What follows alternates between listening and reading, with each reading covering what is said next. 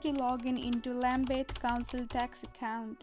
Hello everyone, welcome back to my channel How to Log In. Today on this tutorial video, I'll be teaching you guys how to log in into your Lambeth Council tax account. It is a quite easy and simple process, so let's get right into the tutorial. Firstly, make sure that you are connected to a good internet connection. After that, open any browser that is available on your device. For instance, I'll be using Safari application. Now on the search bar, search for Lambeth Council tax login. As you can see, I have already searched for it. After searching, different websites and links like this will be appeared on your screen. From these different websites, click on the first one that says login or sign up to my Lambeth. Wait for a while and you will be directed to this page right here.